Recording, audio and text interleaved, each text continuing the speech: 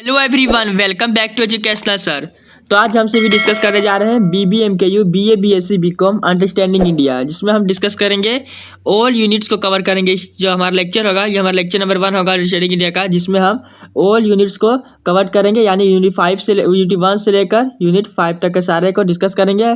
इसके साथ साथ सारे यूनिट को मिला के इसके बेस्ट VVI MCQ यानी टॉप 100 MCQ को डिस्कस करेंगे, जो कि एग्जाम्स में इससे आएगा ही आएगा।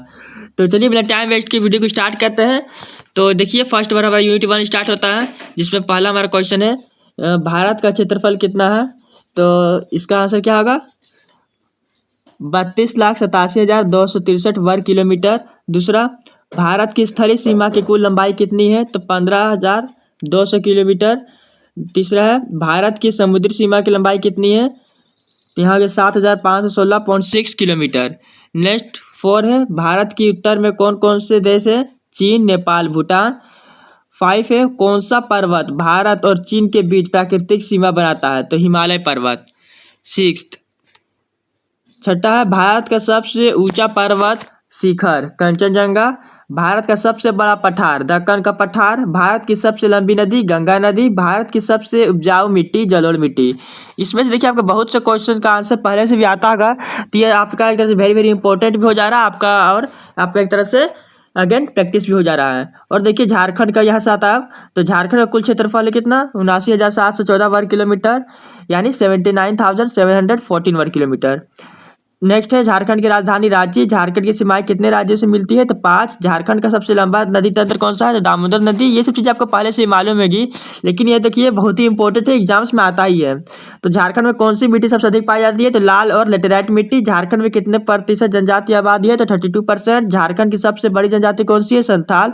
सिद्धू और कान्हू ने किस विद्रोह का नेतृत्व किया था? तो हो गया संथाल विद्रोह।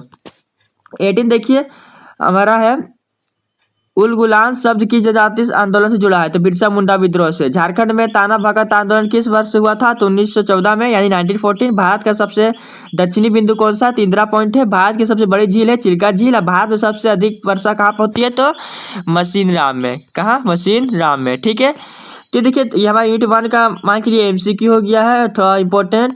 अब देखिए यूनिट 2 का थोड़ा सा देखते हैं। तो यूनिट 2 हमारा हो गया प्रारंभिक मध्यकाल। तो इसमें क्या 750 से 1200 ईस्वी में दक्षिण भारत में प्रमुख राज्यवंश कौन सा था? तो चोल हो गया। बृहदेश्वर मंदिर का निर्माण किसने कराया था? तो चोल राजा राजाराम प्रथम ने। नेक्स्ट है प्रसिद्ध खजुराहो मंदिर किस वंश के शासनकाल से बने थे? तो चंदेल। नालंदा और विक्रमशिला विश्वविद्यालय का निर्माण किस वंश ने कराया? तो पाल वंश ने। भारत के प्राचीन इतिहास के अध्ययन के लिए सबसे महत्वपूर्ण विदेशी यात्रा कौन था? तो हेनसांग और क्या फाहान तथा अली अल बरूनी। ठीक है, 6 में क्या है राज तरंगिणी नामक ग्रंथ किसने लिखा है? तो कलहन ने लिखा है। अशोक के शिलालेख किस भाषा में लिखे गए थे? तो प्राकृत भाषा में। भारत इतिहास के अध्ययन के लिए सबसे पुराना साहित्यिक स्रोत कौन सा है? तो वेद है। नेक्स्ट देखिए 9 झारखंड राज्य गठन 15 नवंबर 2000 को हुआ है। संथाल विद्रोह के नेता कौन थे? सिद्धू और कान्हू थे। बिरसा मुंडा आंदोलन कब हुआ था? तो 1899 से 1900। झारखंड अलग राज्य की मांग सबसे पहले किसने उठाई थी? जयपाल सिंह मुंडा ने उठाई थी। करम पर्व किस राज्य से संबंधित है? तो झारखंड से है। झारखंड में सबसे ज्यादा बोली जाने वाली भाषा कौन सी है? हिंदी। झारखंड में प्रचलित प्रमुख वाद्य यंत्र कौन सा है? मांदर। झारखंड में प्रसिद्ध हिल स्टेशन तो कौन सा है? नेतरहाट है। हजारीबाग राष्ट्रीय उद्यान किसके लिए प्रसिद्ध है? तो बाघ के लिए प्रसिद्ध है। ठीक है, देखिए तो यूनिट 2 कंप्लीट हुआ। यूनिट 3 का देखिए इंपॉर्टेंट क्वेश्चन। तो भारत को सोने की चिड़िया कहा जाता है, आपको पता ही होगा। तो भारत में सोने की चिड़िया किस काल में कहा जाता था? तो मुगल और प्राचीन काल में। सिंधु घाटी सभ्यता की अर्थव्यवस्था का मुख्य आधार क्या था? तो कृषि। अंग्रेजों ने जो शासन किया था भारत में, तो अंग्रेजों के शासनकाल में भारत की अर्थव्यवस्था को क्या नुकसान हुआ? तो उद्योग नष्ट हो गए थे। हरित क्रांति के संबंध है कृषि उत्पादन बढ़ाने से। भारत में IT उद्योग का प्रमुख केंद्र कौन सा शहर है? तो बेंगलुरु है। भारत का सबसे अधिक किसका निर्यात किया जाता है? तो सॉफ्टवेयर और दवाइयाँ का। नेक्स्ट क्या है? नेक्स्ट हमारा है झारखंड राज्य का गठन, को पता है 15 नवंबर 2000 को हुआ है। झारखंड किस खनिज के लिए अग्रणी है, यानी किस खनिज में सबसे आगे है? यदि खनिज तो बहुत सारे हैं अभी, तांबा है, बॉक्साइट है, लेकिन सबसे आगे कौन सा? कोयले के लिए। 9th में जमशेदपुर किसके लिए प्रसिद्ध है? टाटा स्टील उद्योग के लिए। झारखंड की अर्थव्यवस्था का मुख्य आधार क्या है? खनन और उद्योग। ठीक है, झारखंड का, भारत का नहीं पूछ रहा, झारखंड का। नेक्स्ट है भारत में सबसे अधिक रोजगार देने वाला क्षेत्र कौन सा है? तो आपको पता होगा कृषि क्षेत्र है। भारत में बेरोजगारी की समस्या का मुख्य कारण क्या है? जनसंख्या वृद्धि, शिक्षा में कमी और नई तकनीकों का अभाव। ठीक है, 30 नंबर है महंगाई को नियंत्रित करने के लिए कौन सी संस्था नीतियां बनाती है? तो RBI यानी रिजर्व बैंक ऑफ इंडिया, भारतीय रिजर्व बैंक ऑफ इंडिया। ठीक है, ये सब याद रखें, reserve bank of India. Next है भारत में गरीबी उन्मूलन के लिए कौन सी योजना शुरू की गई थी? तो मनरेगा। ठीक है, इसका फुल फॉर्म क्या हो गया? महात्मा गांधी मनरेगा जो है मनरेगा ये हमारा है। तो इसका मेन जो है महात्मा गांधी राष्ट्रीय रोजगार शिक्षा गारंटी अधिनियम। ठीक है, यही हमारा मेन इसका फुल फॉर्म हो गया। तो याद रखें, फुल फॉर्म इसका कई बार आ जाता है। नेक्स्ट देखिए क्या, भारत जो है 15 भारत सरकार की मेक इन इंडिया योजना का उद्देश्य क्या? भारत के औद्योगिक हब बनाना। भारत को क्या? औद्योगिक हब बनाना। 16 कौन सा क्षेत्र भारत के जीडीपी में सबसे अधिक योगदान देता है? तो सेवा क्षेत्र यानी तृतीय क्षेत्र। पता होगा आपको पहले से ही, प्रथम क्षेत्र होता है, द्वितीय क्षेत्र, तृतीय क्षेत्र। प्रथम में क्या होता है? कृषि। सेकंड में क्या होता है? उद्योग। और तीसरा में क्या आता है हमारा? सेवा क्षेत्र यानी शिक्षा, डॉक्टर, जो मेडिकल्स, वो सब जो क्षेत्र आते हैं। नेक्स्ट क्या, 17 में आर्थिक उदारीकरण भारत में कब लागू? 1991 में। भारत में केंद्रीय बैंक और आरबीआई का मुख्य कार्य क्या है? तो महंगाई को नियंत्रित करना और मौद्रिक नीतियां बनाना। भारत का सबसे बड़ा व्यापारिक भागीदार कौन सा है? तो अमेरिका है। भारत का सबसे बड़ा व्यापारिक भागीदार तो अमेरिका है, यानी अमेरिका के साथ ज़्यादा हमारा व्यापार होता है। यूनिट 4 देखिए, वन है कि 1857 क्रांति को किस नाम से जाना जाता है? तो पहला स्वतंत्रता संग्राम। 1857 क्रांति में किसने दिल्ली में नेतृत्व किया था? तो बहादुर शाह जफर। महात्मा गांधी द्वारा शुरू किया गया पहला राष्ट्रीय आंदोलन कौन सा था? तो चंपारण सत्याग्रह। याद रखें, बहुत ही इंपॉर्टेंट है। भारत छोड़ो आंदोलन कब हुआ था? 1942 में। पूर्ण स्वराज की घोषणा कब और कहाँ की गई थी? 1929 में। लाहौर। भारत राष्ट्रीय कांग्रेस की स्थापना किस वर्ष हुई थी? तो 1885 में। फिर नेक्स्ट है, गांधी इरविन समझौता कब हुआ? गांधी इरविन समझौता हुआ 1931।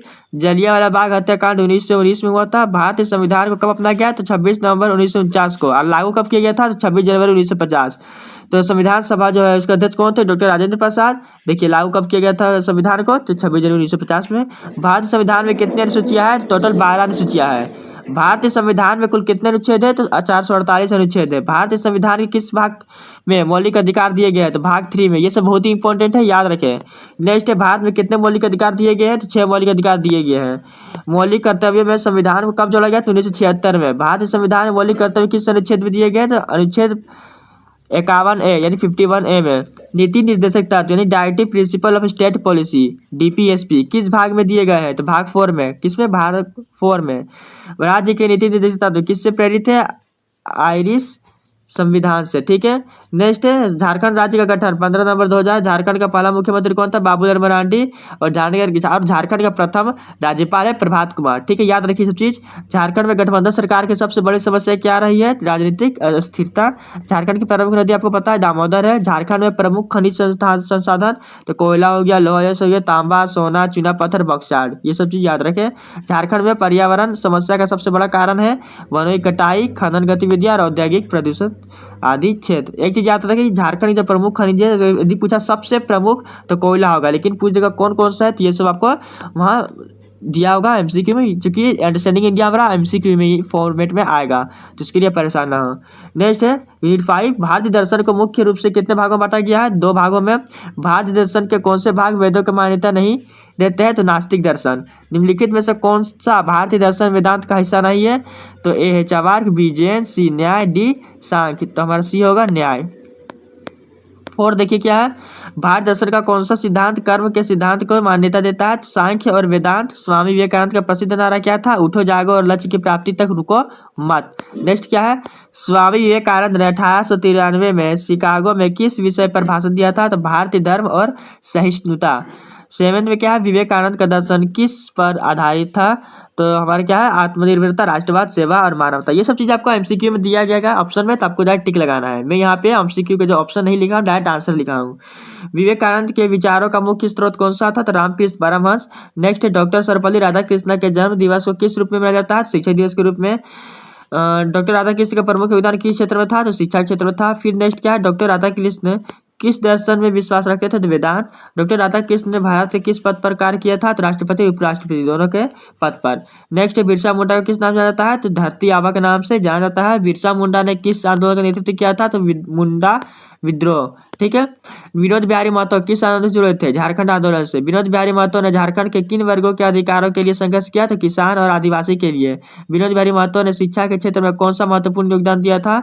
आदिवासी शिक्षा को बढ़ावा दिया था। तो ये आप देखिए यहाँ पे यूनिट 5 में हमने 17 क्वेश्चन को डिस्कस किया है, और वही हमारा यदि यूनिट 4 हो जाए उसमें 25 को डिस्कस किया है। ठीक है, और यूनिट हमारा जो 3 हो गया उसमें 19, यूनिट 2 में हमने डिस्कस किया है 17 और यूनिट 1 हमने डिस्कस किया है 22। यदि आप सबको ऐड करते हैं तो आपको total top 100 VVI MCQ cover कराया गया है। तो यदि आपको ये वीडियो अच्छा लगा है तो आप कमेंट जरूर बताएं। आपको नेक्स्ट वीडियो में लाऊंगा टॉप 100 या 200, आप जैसा कमेंट डिस्कस करेंगे। यदि आपको प्रीवियस ईयर क्वेश्चन चाहिए 100 टॉप 100, ठीक है, टॉप 100 चाहिए या 200 चाहिए या फिर 300 चाहिए या फिर डायरेक्ट 400 500, जो आपको चाहिए लेक्चर आप कमेंट जरूर बताएं। मैं अंडरस्टैंडिंग इंडिया में वही लेक्चर बना दूंगा टॉप 100 या टॉप 200 प्रीवियस ईयर क्वेश्चन के बारे में। तो वीडियो अच्छी लगी तो लाइक करेंगे, शेयर करेंगे अपने दोस्तों के पास, और चैनल में पहली बार है चैनल को सब्सक्राइब करना ना भूलें। मिलते हैं अगले नेक्स्ट वीडियो के साथ। So thanks for watching this video.